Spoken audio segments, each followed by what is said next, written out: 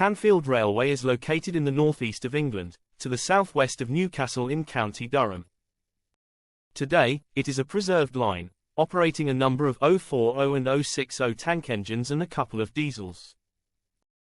It is the world's oldest railway, first opening as a wooden rail, horse-drawn wagonway in 1725, and so will be celebrating its 300th anniversary in 2025. Causey Arch is a stone bridge close to the current railway. It was part of the original wagonway, and is the oldest surviving, single-arch stone railway bridge in the world. The surviving preserved line is around 3 miles long, running from Sunnyside in Gateshead to the north, to East Tanfield in County Durham to the southwest. The main area is around Marley Hill Yard, where the loco and carriage sheds are. There are also several tracks with locos and wagons awaiting their turn for restoration or trade. There are 4 stations along the line. Northernmost is Sunnyside, which is just a grass platform and a passing loop. The next one down the line is the main station near Marley Hill Yard. That is Andrews House Station. The single track splits in 2 with a north and southbound platform. A short walk from Andrews House Station is Marley Hill Goods Yard and rolling stock storage buildings.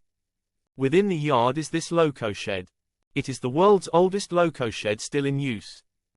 This is an older internal photo of the loco shed, but more recently, it has had a new roof fitted and the inside has been replastered. Further south is Causey Arch Station, which is another grass platform station, just a few yards from Causey Arch Bridge. There's one short siding at this platform. The last on the line is East Tanfield Station. There's a single 2-sided platform, with a passing loop and several other sidings, including one to another carriage shed. Due to a poor forecast, we decided not to camp, but instead to drive each day. Wi-Fi wasn't free until later on Saturday, so I took the Dodge on my own for the first day. I staked out a display area, as I'd be bringing the Jeep the following day, and filled the empty area with various crates and ration boxes. Next to my Dodge was another Dodge, but an early command car version. There were several other vehicles there for the first day, but this Harley was the only motorcycle. A little further past the Harley is this willysmb Jeep. I think it is a 1943 version, and served in the Greek army after the war. Close by was another Jeep, a Ford this time, though I'm not sure what year. Next along the field was a display of weapons and field kit from the Fighting Elite group. Next to the Fighting Elite display was the field kitchen. They had their NAFI stand, selling pre-prepared food, and beyond that, the kitchen itself. Down at Andrews House Station, there were a few other 1940s things going on. The Seatones Duet were performing several times across the day.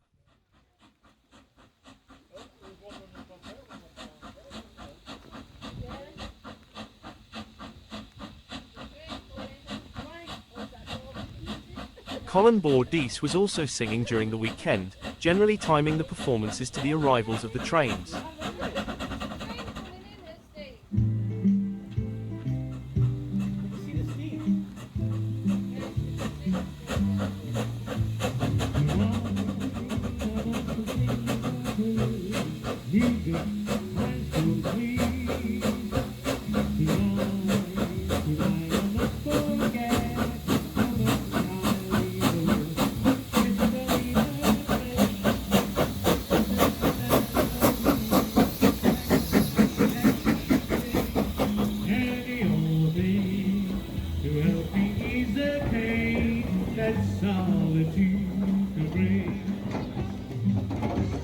She used to like waltzes, so please don't play a waltz. 'Cause she danced divinely, but I loved her so. And there I go, 'cause tonight I mustn't think of her. No more memories ring out. Tonight I must forget. Music, maestro, please. A table near the man, a small one, a cigarette, a drink, a In the ticket office, the hand-me-down gang home front display had recreated scenes from a typical home of the time.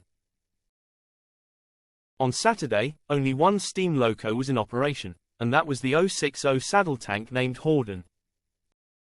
I went for a wander around Marley Hill Yard, as I like photography and it's a great location for pictures.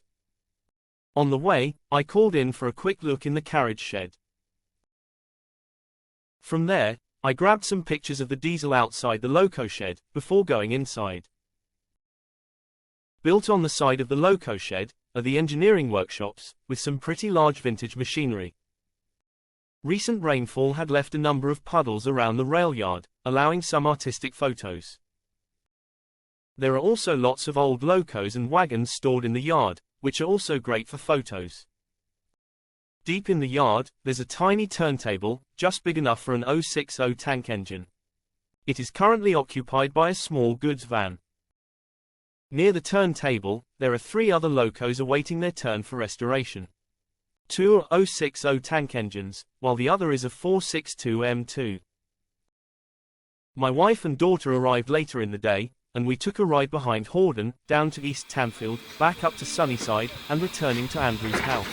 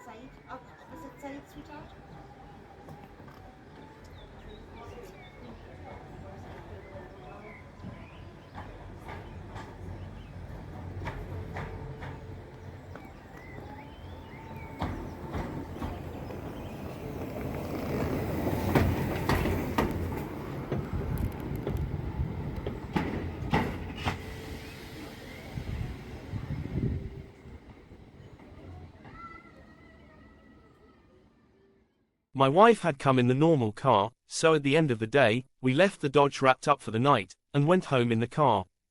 The following day, we would return in the Jeep. Sunday was predicted to be the worst day for the weather, with heavy rain at times. We parked the Jeep with the Dodge, but left the Dodge wrapped up and didn't put any crates out. The locos were just pulling the coaches out of the carriage shed when we got there, and for day 2, Horden was joined by Hawthorne and Leslie No. 2. There was only one other Jeep there on day 2, but unfortunately, the Tanfield show clashed with several other shows, both locally and nationally. Here's Hawthorne and Leslie No. 2, leaving Andrew's house station around lunchtime on Sunday.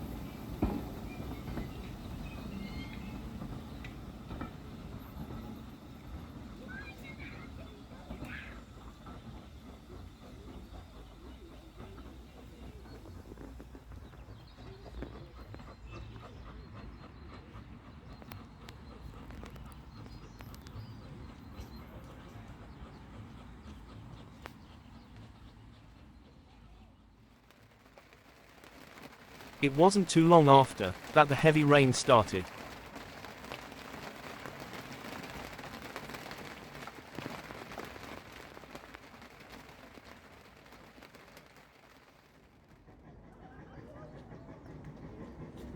It did top up the puddles and allowed some more interesting photography.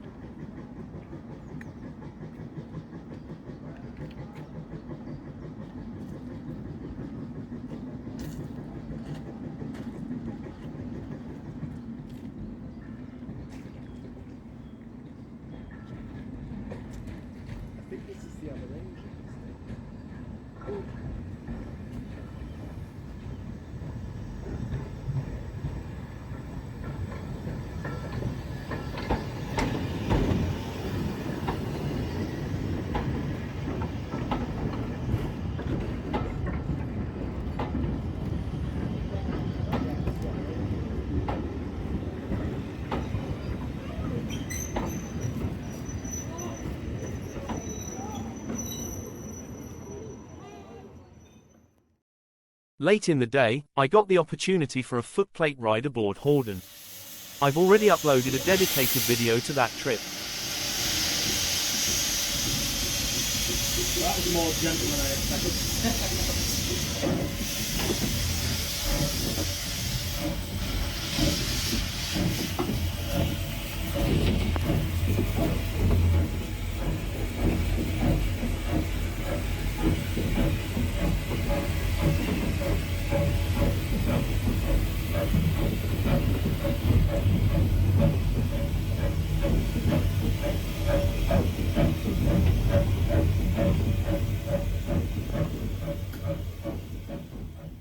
The heavy rain continued on and off across the day, and we got soaked in the Jeep heading home, leaving the Dodge still wrapped up for the night.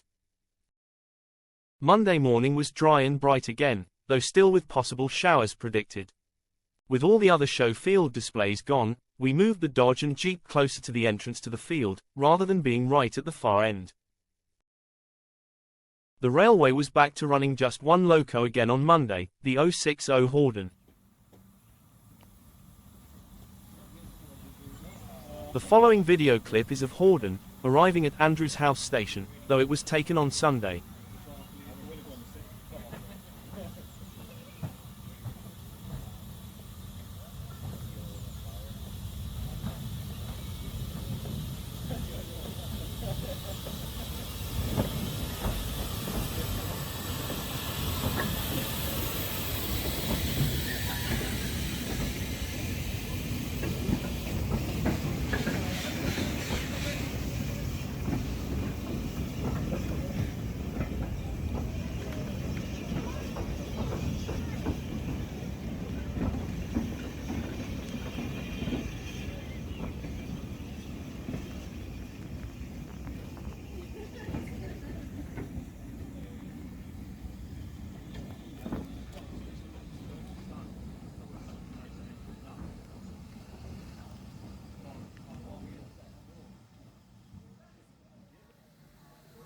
We had one last ride on the train, late in the day, and this is us leaving East Tanfield Station.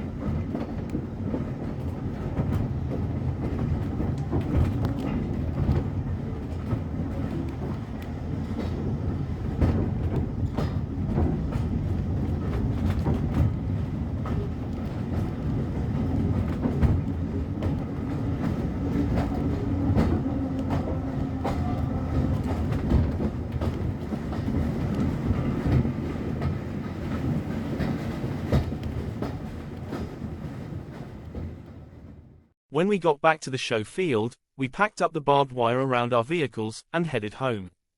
We didn't have the weather we hoped for in late May, but still had a great, green and steam weekend. Jeeps were here. Thanks for watching. Don't forget to like and subscribe.